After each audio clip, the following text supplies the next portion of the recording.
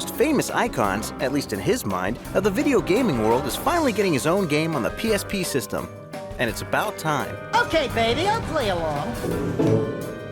Ever since the first Jak and Daxter game, actually, people have been wanting to play Daxter and to play as Daxter. He's, in my mind, the best character in the series. I mean, Daxter was this fantastic character, and he kind of had to ride around on Jack's shoulder for an awful long time. And now he sort of gets to take center stage. Just give me the bug juice, Pops, and make it a double. I'll hose down every creepy crawly that moves. Daxter is definitely a wiseacre. That was always kind of a contrast with Jack, who's more serious. Daxter's more crazy and fun-loving, and that's how the Daxter PSP is built. It takes extra artistic effort to create a new and improved version of a familiar character, even if that character sees himself as pretty perfect already.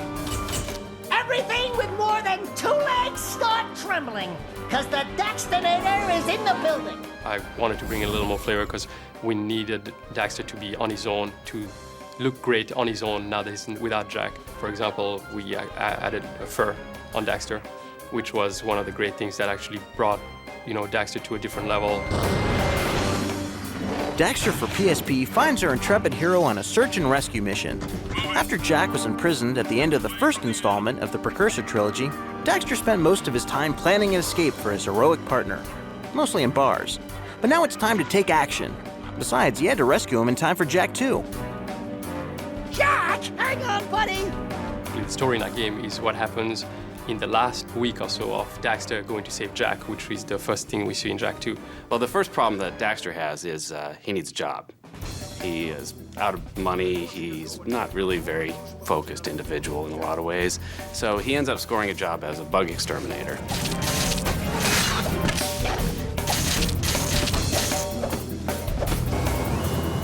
As you follow Daxter on the job, some familiar and not so familiar faces pop up in all sorts of locations in this full-size platformer.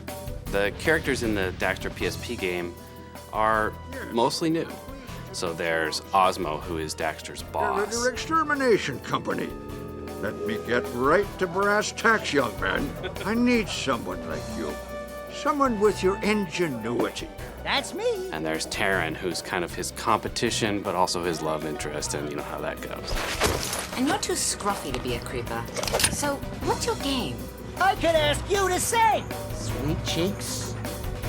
And also a really fun character in the game is Simon, who's Osmo's son, who's a dude. Thanks, dude.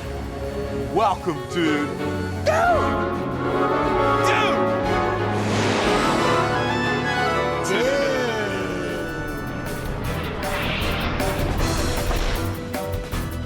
To develop Daxter, we actually used just as much resources as any PlayStation 2 title. The game in total has close to 20 levels. You get to go to places like the brewery and all these places around the city that you didn't get to see in the Jak games. You basically get, the story, the cutscenes, all the high-quality animation, the high production values, all in a handheld game and all in a smaller package, but without any compromises whatsoever. As Daxter ventures and battles through this world, check out his cool new moves and even cooler weapons and combo attacks. There are two things about Daxter that we really wanted to emphasize in how he moves and how you control him. We made sure that Daxter can get down on 4 feet and sneak past enemies, or he can climb walls on 4 feet. The second thing is Daxter's kind of crazy. And so the moves that he does have to have a certain amount of craziness to it. He gets really enthusiastic. Lest Dax forget, the main mission is to save Jack, but it's so easy to get sidetracked. There are precursor orbs and skull gems to collect, secrets to discover, and levels to unlock. And at long last, Daxter rules the world. In his dreams. We created some really, really challenging and neat mini-games based on the idea of Daxter taking a nap and dreaming that he's something fantastic. Well, the dream levels was a chance for Daxter to fall asleep and become the hero he's never been. I know Kung Fu. As Daxter will tell you, small things come in great packages. No, it's great things come in small packages. Anyway, this is a great game for the PSP. Daxter is really the first game on the PSP that gives you a full-blown action platform game experience on a handheld. It was a huge undertaking. I think it was greater than we ever imagined it was going to be. It's been our whole life pretty much for 2 years with every guy in this place. Has poured everything he had into this game. Daxter is going to be, a really big milestone on PSP to show what the platform really can do, and I think it's going to surprise people. I mean, it's a blast. It's been a blast to develop a game for Daxter because he's such a fantastic character, and it'll be a blast to play it as well.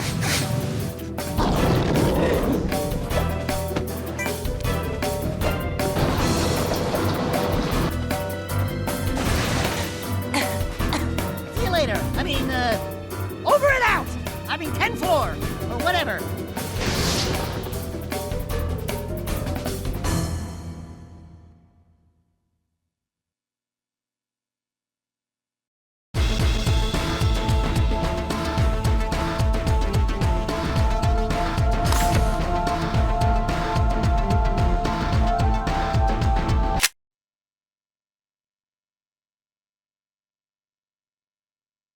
I am Spectre.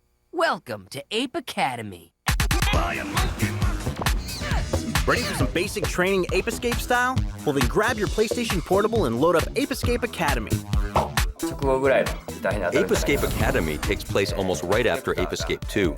Spectre, the white monkey who became intelligent by wearing a Peepo monkey helmet, he's established a school in order to train his men, the Peepo monkeys, in order to conquer the world.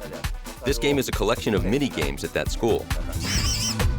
You're in the Academy now. Look sharp by customizing your Peepo monkey. You can choose between 6 different colors of pants: red, blue, yellow, green, light blue, and white. Each personality also varies. One is awkward, one's really short-tempered, and so on. Select a character, give him your name, and play the game. In Academy mode, you'll need to pass 6 grade levels to graduate. Navigate through the tic-tac-toe style boards. Each box represents a different minigame challenge. Make a line by completing 3 minigames. Make enough lines and you're promoted. After you complete the 6th grade, Principal Spectre is waiting for you on top of a 6-story tower that you have to climb up while trying your best to use Kung Fu. It's hard to imagine such a spectacular finale for a collection of minigames. But it's a long climb to the top. There are over 40 minigames to master and several ways to play them on the PSP. While it's hard to say that we've developed features of our game specifically for the PSP, we do have about 13 games in which 2 people can play by sharing one PSP in what we call share mode. The width of the PSP and its screen's wide viewing angle makes it very easy for 2 people standing side by side to play a game together. We took advantage of this in our design because we figured that if you were to play the game at all, then you would want to play the game together with friends, shoulder to shoulder.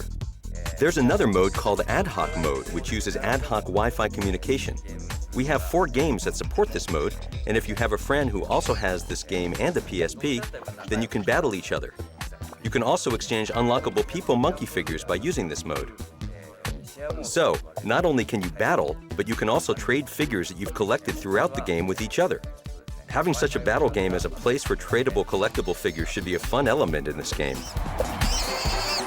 Switch over to collection mode and you can play any of the 40 minigames endlessly. Check out the 1-meter dash.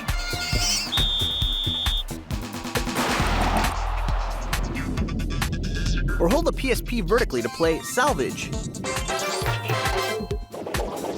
And try your hands at juggling.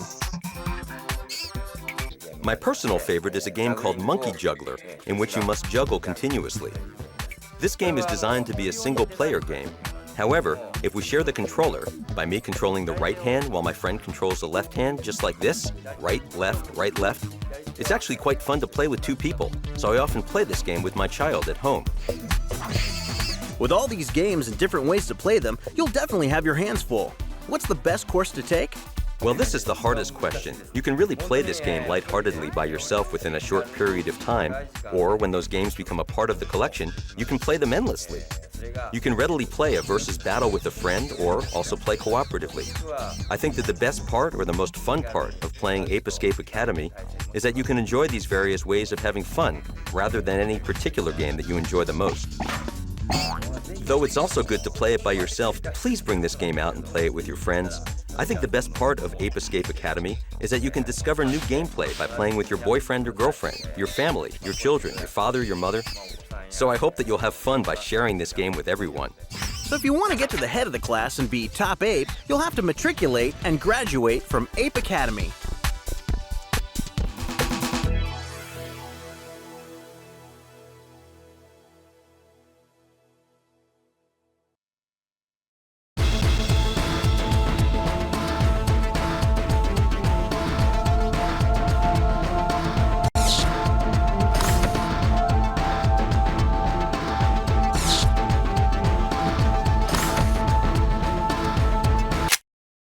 One of the great things about being in the PlayStation Underground is the chance to interact with some of the most passionate gamers around if you were selected to join the Gamer Advisory Panel. What's good about the Gap is it gives people a chance to communicate with others and find out about games, get reviews, give reviews. Well, it's a community of gamers, and you know how they think because you're just like them. It lets you talk to other gamers out there. Having an impact on, like it says, shaping the future of gaming. It's one place where you have a group of people that are all there because they like games enough to tell their thoughts, basically, on an online forum. I love being able to post and talk to other gamers who are really as intense on gaming as I am. It makes me understand that Sony cares about what I think. The Gap lets serious gamers connect online and meet up at cool and exclusive events. Past Gamer Advisory Panel events have given everyday players a chance to experience the extraordinary. Panelists have had the opportunity to win a trip to E3. People love games, they go to E3. It's like a trip to the moon for me. Wow, E3, that's pretty intense. The place to be in May. Send me to E3. It's paradise for gamers. I'm so happy to be here.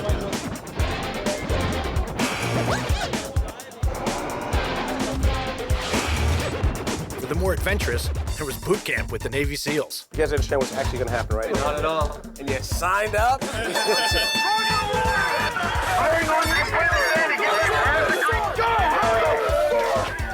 Oh yeah, you're my boy!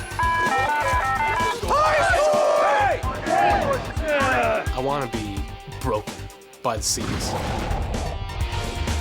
One stoked Gap member hopped on the bus with the Vans Warped Tour.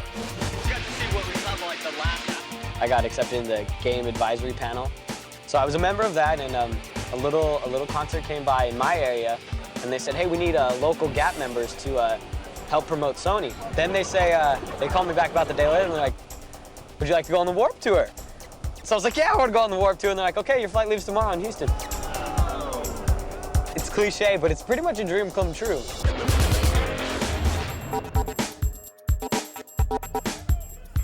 And a lucky group of Gap members attended the unveiling of the PlayStation 3. Wow, that was something, man. It was great. Awesome. Awesome is inadequate as a word. I was pretty stoked. I dug it. The game capabilities are just amazing. I'm really looking forward to it. They met the man who started it all, inventor of the PlayStation, Ken Kutaragi. This is a dream. This is a real dream.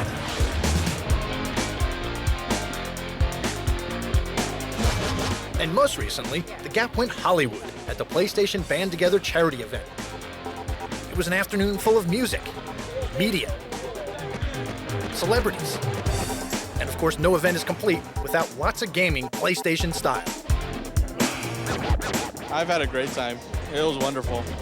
It's a fun environment to be in. It was also a chance for Gamer Advisory panelists to contribute to a charitable cause. And it's no surprise that it fell to a Gap member to impart some video gaming know-how to his teammates before the big competition on stage. And we're going to kick. As they say, it's a dirty job, but someone's got to do it. And if you're a Gamer Advisory panelist, next time it might just be you.